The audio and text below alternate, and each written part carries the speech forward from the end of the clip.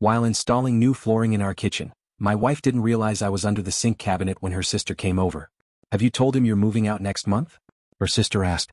"No way. I need to secure my promotion first, then take half the accounts," my wife replied. They went on to discuss timing all while I lay there silently working. My anger grew, but I kept on with the renovation, never letting on that I'd heard everything.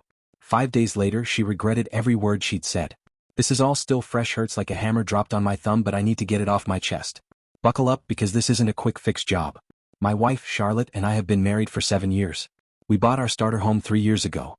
Nothing fancy, just a 3-bedroom place with good bones but outdated everything. Since I'm in the renovation business, I've been slowly fixing it up, room by room. Our relationship was like that house. Solid foundation, decent structure, maybe needing a little work in places. At least that's what I thought.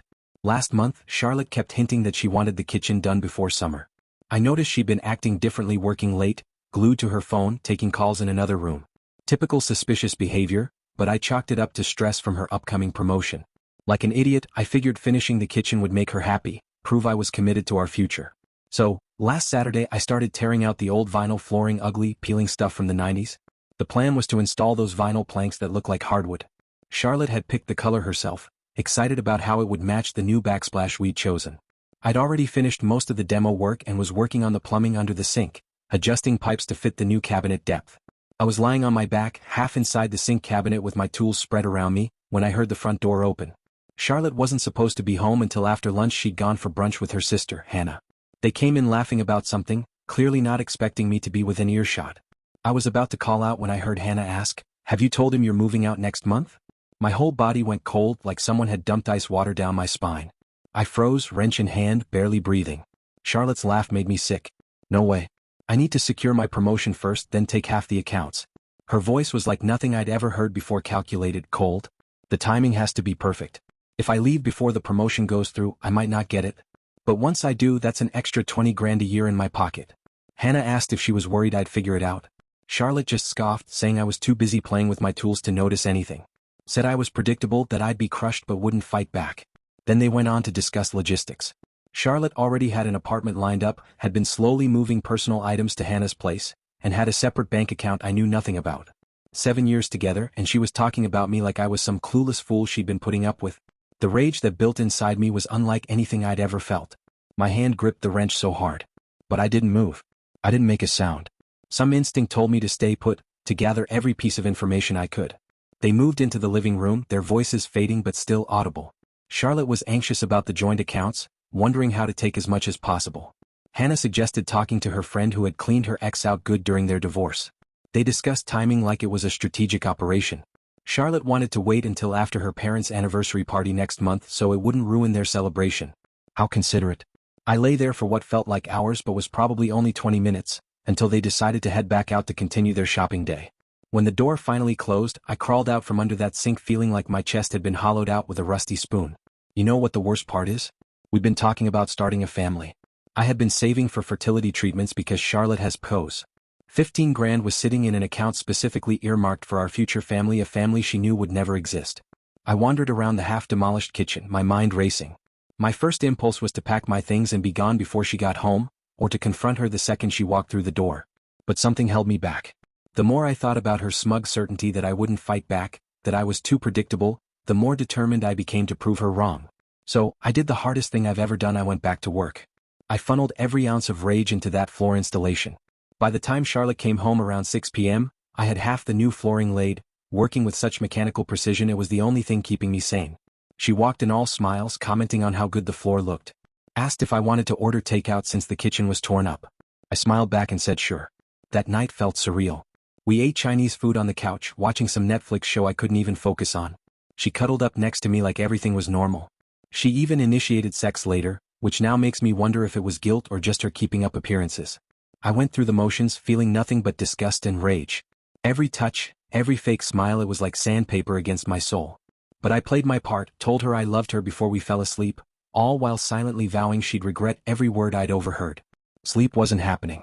Once Charlotte's breathing steadied, I slipped out of bed and started my reconnaissance mission. Her phone was locked, but I knew her laptop password.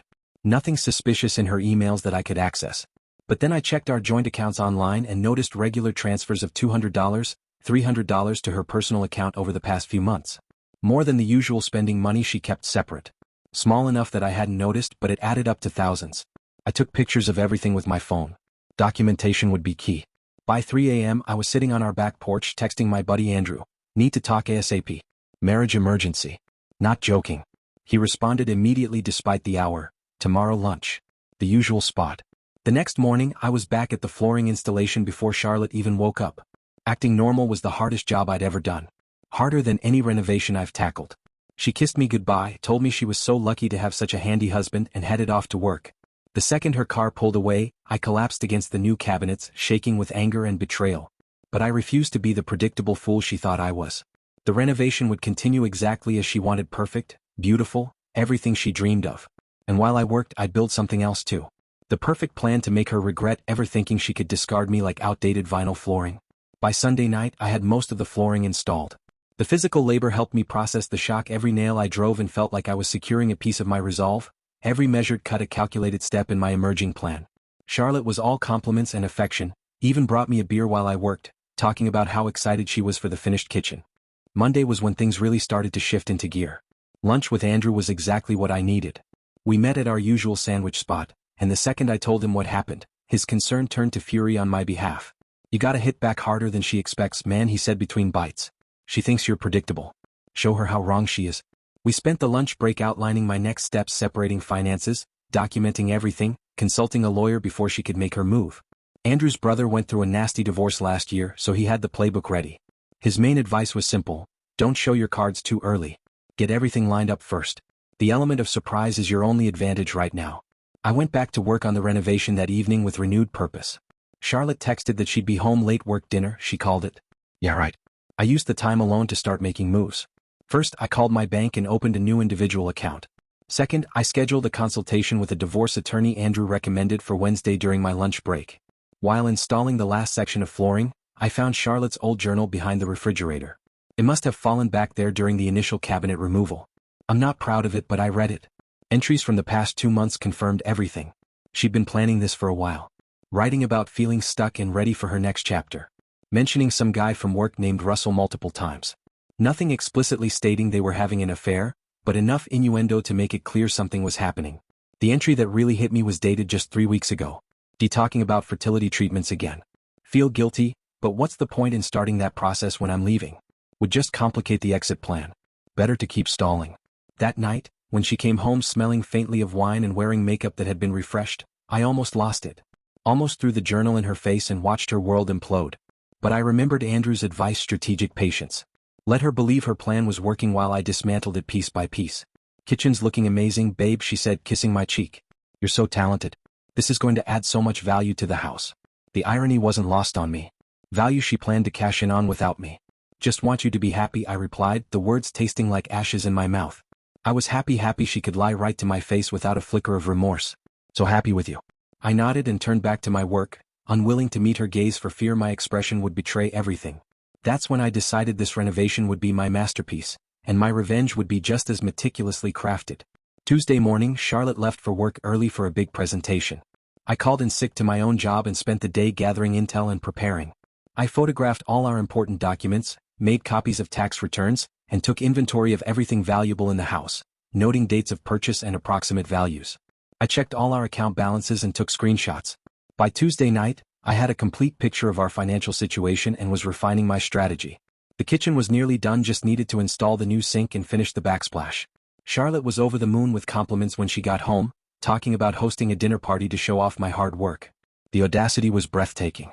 She was planning a dinner party for friends she intended to keep after discarding me, in the kitchen I built for her. Looking at her across that half-finished room, it hit me just how completely I had misread our entire relationship. The foundation wasn't solid, it was rotten through and through. Something wrong? She asked, noticing my expression. Just tired, I lied. Been pushing hard to get this done for you. She smiled, apparently satisfied with my answer. It'll be worth it. This kitchen is going to be amazing. Yeah, I agreed, turning back to the sink installation. You have no idea how amazing it's going to be. As I worked late into the night, I could hear her on the phone in our bedroom, her voice low. Probably talking to Hannah about their plan. Or maybe Russell. At that point, the details didn't matter anymore. What mattered was what I would do next. By Wednesday morning, I had the skeleton of my plan in place. 5 days. That's how long I estimated I'd need to get everything lined up. 5 days of pretending, of renovation work, of careful preparation. 5 days until Charlotte would regret every word she'd said under that sink. And she wouldn't even see it coming. Here's what happened in the 5 days after I discovered my wife's plans to leave me. Day 1, Wednesday. The morning after my lunch with Andrew, I woke up with an eerie clarity. Charlotte was already gone an early meeting, according to her text. The house felt different, like when you're about to flip a property and can see past the mess to what it could become. My consultation with the divorce attorney was eye-opening. I brought copies of all our financial documents, and she listened to my story without flinching. She explained how critical it was that I had learned about Charlotte's plans before she executed them. In my state, cleaning out joint accounts isn't technically illegal between spouses. If Charlotte had grabbed everything first, it would have been a nightmare. That afternoon, I opened a new individual account at a different bank. I moved exactly half of our joint savings, $37,000. Not a penny more than my fair share. I wasn't going to play dirty like Charlotte planned to. But I wasn't going to be a doormat either. When I got home, I went straight back to work on the kitchen.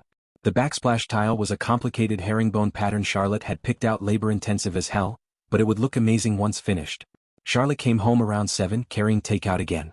She mentioned her promotion might come through earlier than expected, which immediately set off alarm bells. From what I'd overheard, her entire exit strategy was tied to that promotion's timeline.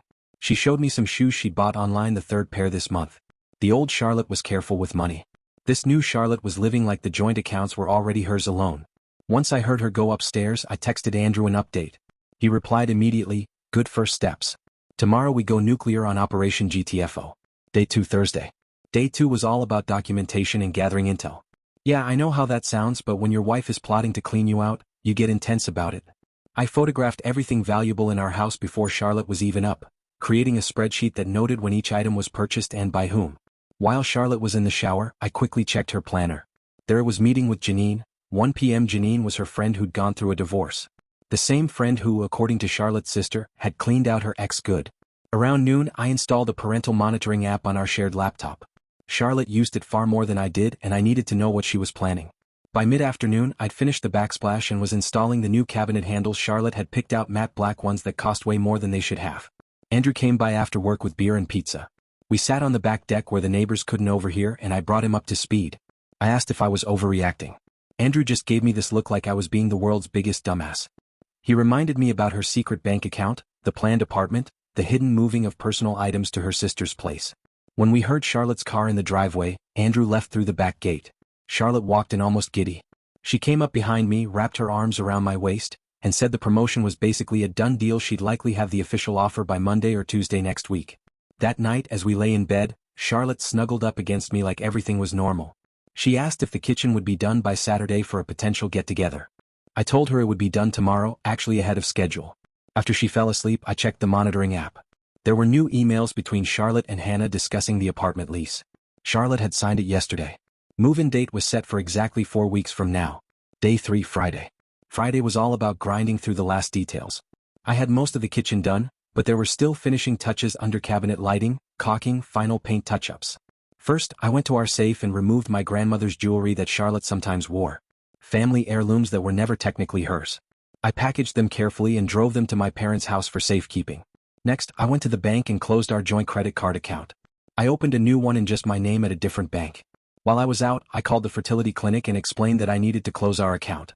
The $15,000 we'd saved would be returned within 5 to 7 business days. I gave them my new individual account details. Back at the house, I put the finishing touches on the kitchen. As I installed the last piece of molding, I felt this twisted sense of pride. I'd built something beautiful, something she would barely get to enjoy. But I wasn't quite finished. There was one last special feature I wanted to add. I carefully removed the new cabinet under the sink, the very spot I'd been working under when I overheard their conversation. Inside the wall, I left a sealed Ziploc bag containing a printed transcript of everything I'd heard her say that day, along with copies of her apartment lease, bank transfers, and journal entries. Petty? Absolutely. Satisfying? You have no idea. When Charlotte got home, she squealed at the sight of the completed kitchen, said it was even better than she'd imagined. We ended up getting sushi delivered while she snapped photos for Instagram. #KitchenReno, #DreamKitchen, #BlissfulHomeLife. Later, she came downstairs wearing lingerie I'd never seen before, claiming she wanted to properly christen the new kitchen. For a moment, I almost broke. Almost told her I knew everything. But I reminded myself 2 more days. Just 2 more days until my plan was fully in place. So I went through the motions, feeling nothing but contempt with every touch. Later I checked the monitoring app again. She texted Hannah. Kitchen looks amazing. Almost feel bad about the timing but not really. He'll find another house to fix up. Day 4, Saturday. Saturday morning, Charlotte was all enthusiasm about hosting friends that evening to show off the kitchen. While she was out shopping, I finalized my financial preparations, changed my direct deposit, made copies of all important documents, downloaded our photos from the shared cloud storage. Andrew came by to help me move some of my essential belongings to his garage. Nothing Charlotte would immediately notice was missing, but things I couldn't afford to lose in the chaos of separation. He asked if I was sure about waiting until tomorrow. Wouldn't it be better to do it before she had friends over? I explained my reasoning. I wanted her to have her moment, to think everything was going perfectly. The higher she felt tonight, the harder tomorrow's fall would be. By 6, guests started arriving. Hannah came first, giving me this weird, sympathetic hug that made me wonder exactly how much she knew. The evening itself was surreal. I grilled steaks, poured drinks, laughed at jokes, all while watching Charlotte play the role of the perfect happy wife. During dinner, the conversation turned to future plans. One couple mentioned they were thinking about starting a family, and everyone looked at us expectantly. Without missing a beat, Charlotte launched into a whole spiel about how we were planning to start trying soon. I nearly choked on my beer. The audacity was stunning. Hannah caught my eye across the table, looking slightly uncomfortable. At least she had the decency to feel some guilt about the lie. Day 5, Sunday. The final day arrived with perfect symbolism. Dark clouds and a forecast for severe thunderstorms. Charlotte was still asleep when I got up and made coffee.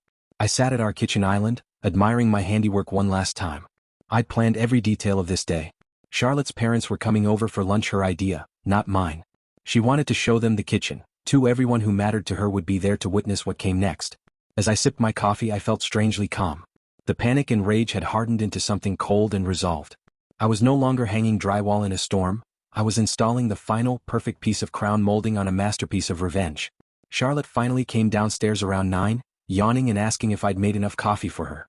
She didn't even notice my mood, too busy checking her phone and making plans for lunch. Her parents were due at noon. I had 3 hours left of pretending 3 hours until I tore down the life Charlotte thought she'd constructed so carefully. The storm broke just as they arrived, rain pounding against our new kitchen windows as I welcomed them in. A perfect, dramatic backdrop to what would be the most important renovation reveal of my life. And unlike Charlotte, I had no intention of delaying my own demolition day. Not by a single minute. Well, here it is. The day my wife finally realized she'd messed with the wrong contractor. Pour yourself a drink, this is a long one. Sunday morning felt different. You know that calm before you tear down a wall, when everything's prepped, tools are laid out, and you're just waiting for the moment to swing the sledgehammer? That was me sitting at the kitchen island, drinking coffee, watching the storm clouds gather outside. Charlotte came downstairs around 9, still half asleep and completely oblivious to what was coming. She poured herself coffee and started rambling about lunch prep for her parents. I nodded at all the right moments while scrolling through my phone, double-checking that everything was ready. I'd barely slept the night before, not from nerves, but because I wanted to be sure I remembered every detail of what was about to happen. 7 years of marriage was about to come crashing down, and I intended to be fully present for it. Charlotte's mom texted that they were running 15 minutes late. Charlotte seemed annoyed. She always hated when her precious schedules got disrupted. She started chopping vegetables for a salad, commenting on how the new countertops made prep work so much easier. The irony was sharp. She was admiring the craftsmanship of a kitchen she planned to enjoy without me. While she worked, I set my phone up on the windowsill, angled toward the kitchen island, and hit record. Not for legal reasons, my state is two-party consent, but for my own sanity. For when Charlotte inevitably tried to twist what happened. Around 12:15 the doorbell rang. Charlotte's parents arrived, looking damp from the rain but cheerful. Her dad, Timothy, immediately commented on the exterior paint job I'd done last summer. Her mom, Denise, brought flowers for the table, always thoughtful like that. I'd always liked Charlotte's parents, which made what was coming even harder. Charlotte led them on the grand tour of the kitchen, pointing out all the features as if she'd built them herself. Her parents made the appropriate noises of admiration. Timothy asked about the cost and Charlotte waved it off, saying we'd discuss numbers later. I almost laughed. She had no idea what numbers we'd actually be discussing soon. As Charlotte finished the tour, Denise asked when we were planning to have people over to see it. Charlotte mentioned we'd already had friends over last night and was considering hosting her work team next weekend. I just smiled, knowing there wouldn't be any work team dinner next weekend. We all settled around the dining table for lunch. Charlotte had made her mom's lasagna recipe one of the few dishes she actually cooked well. As we ate, the conversation naturally shifted to her upcoming promotion. This was the moment I'd been waiting for. Charlotte went on about how excited she was for this next step in her career, how it would mean more money for our future. She even reached over and squeezed my hand while saying it, the ultimate performance of the devoted, loving wife. Her dad raised his glass in a toast to her success. Everyone clinked glasses, and in that brief moment of celebration, I decided it was time. After taking a sip, I set my glass down carefully and said I had an announcement, something to add to the celebration. Everyone turned to me expectantly, Charlotte wearing that look half curious, half irritated at having her spotlight interrupted. I smiled and said I'd discovered something interesting under the sink last weekend while working on the renovation. Charlotte's expression didn't change, but I saw a flicker of confusion in her eyes. I pulled out my phone, tapped the screen a few times and set it in the middle of the table. The recording I'd made began to play, Charlotte and Hannah's voices crystal clear. Have you told him you're moving out next month? No way. I need to secure my promotion first, then take half the accounts. I trimmed the audio to just the most damning 30 seconds. As it played, I watched the blood drain from Charlotte's face. Her parents went completely still, forks frozen halfway to their mouths. When it finished, there was a moment of absolute silence, broken only by the sound of rain against the windows. Charlotte's mom was the first to speak, her voice barely above a whisper as she asked if that was really her on the recording. Charlotte's face cycled through shock, embarrassment and finally settled on anger. She turned to me, hurling every insult she could muster. How dare I record her private conversations? This was illegal. I was manipulating the situation, taking things out of context. I just sat there, letting her dig herself deeper with every denial.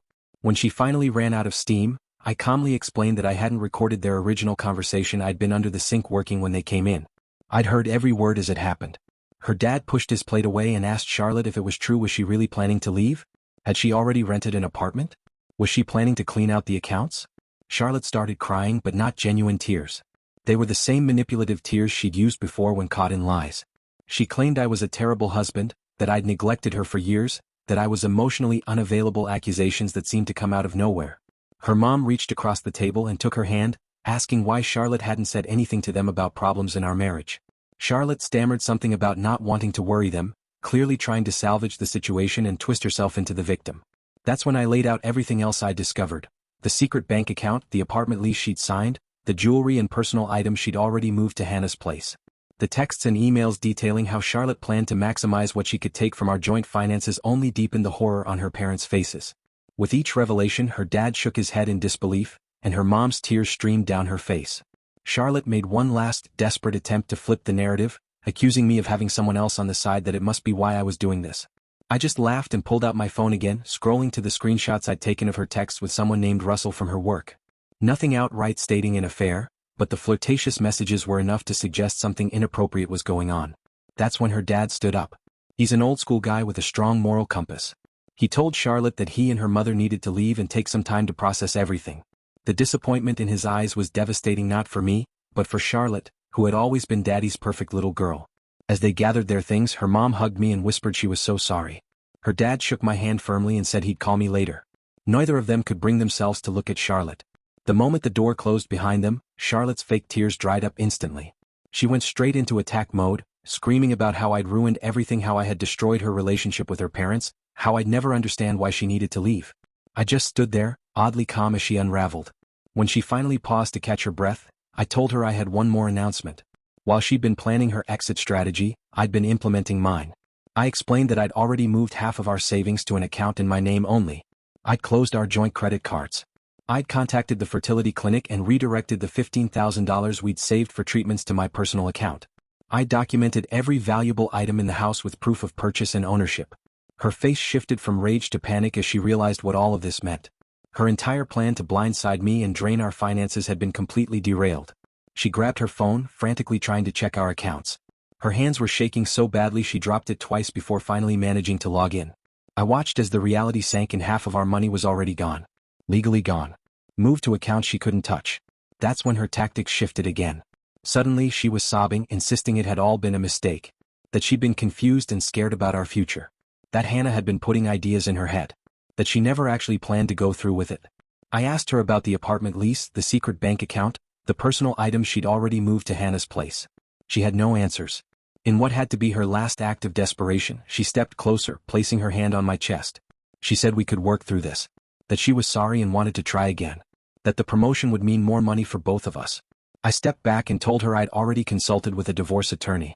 The paperwork was ready to be filed first thing tomorrow morning. I'd even been generous. I wasn't asking for alimony, despite having supported her through grad school in the early years of our marriage. All I wanted was a clean break in what was fairly mine. The look on her face is something I'll never forget. The moment she realized she had completely misjudged me. That her assumption about me being predictable and unwilling to fight back was dead wrong. While she'd been plotting to discard me, I'd been 10 steps ahead the entire time. She asked where I was going. I told her I'd already arranged to stay with Andrew for a while until I found a new place, and that I'd be moving my things out today. Charlotte followed me upstairs, still trying every angle to salvage the situation. Now, her concerns weren't about our relationship but about appearances, how people would perceive her, how this could impact her promotion, and what it would mean if she lost the house she adored. As I packed a suitcase with clothes, I made it clear that I had no intention of bad-mouthing her to friends or her workplace. That wasn't my style. But I also wouldn't lie if people asked what happened. When I finished packing the essentials, I headed back downstairs with Charlotte trailing behind, alternating between threats and pleas. I paused in the kitchen for one last moment. Gesturing around the beautiful space I'd created, I told her I'd left one final surprise, something she wouldn't discover unless the kitchen was renovated again someday. I refused to tell her what it was, only that it would serve as a time capsule marking the end of our marriage. The not knowing would drive her crazy, exactly as I intended. Every time she used that kitchen, she'd wonder what message I'd left sealed away behind the perfect backsplash tiles or under the sink cabinet. Before leaving, I handed her a folder containing copies of everything I'd uncovered: the apartment lease, bank statements, text messages, journal entries. I told her the originals were safely stored elsewhere, not as a threat, but so she'd understand denying her actions was pointless. As I loaded my suitcase into my truck, the rain had stopped and weak sunlight broke through the clouds. Charlotte stood in the doorway, arms crossed, mascara streaked down her face. For a brief moment, I felt a pang of sadness for what could have been. 7 years is a long time to spend with someone, even when the foundation turns out to be rotten. I got into my truck and drove to Andrew's place. He was waiting on his porch with a beer for each of us. No questions, no I told you so. Just solid support when I needed it most. That night, Charlotte blew up my phone with texts, first angry, then apologetic, then desperate. I read them all but didn't respond. Her sister Hannah called twice, but I let it go to voicemail. Charlotte's mom texted once, just to say she was thinking of me and hoped I was okay. I slept better that night than I had in a week, even on Andrew's lumpy guest bed. The relief of no longer carrying that secret, of no longer having to pretend, was indescribable. Monday morning, my attorney filed the divorce papers. Monday afternoon, Charlotte's promotion was officially announced. I saw it on LinkedIn. The timing couldn't have been more perfect. She achieved her professional goal the very same day her personal life completely fell apart. By Tuesday, she'd already removed her relationship status from Facebook. It's been 3 weeks now. I found a small apartment closer to work and have thrown myself into projects, staying busy to keep from dwelling on everything. Some days are harder than others. You can't unravel 7 years overnight. Charlotte tried reaching out a few more times, even showed up at Andrew's place once looking for me. I've kept all communication strictly through the attorney. It's cleaner that way. Friends have mostly taken sides as expected. Some were shocked. Others admitted they'd noticed signs of trouble. A few have tried to play peacemaker, suggesting we try counseling. They mean well but don't understand that some foundations are too compromised to rebuild. Yesterday, I drove past our house and saw a for sale sign out front. Seems Charlotte doesn't want to live with the kitchen I built her after all. Maybe she can't handle knowing there's something hidden in the walls. Maybe the space holds too many memories. Or maybe she just needs the money now that her exit strategy fell apart. Whatever the reason, seeing that sign felt like the final act of demolition. The structure of our marriage has been completely dismantled, torn down to the bare earth. And you know what? I'm ready to start building something new. This time on solid ground. Dear listeners, don't forget to like, share and subscribe.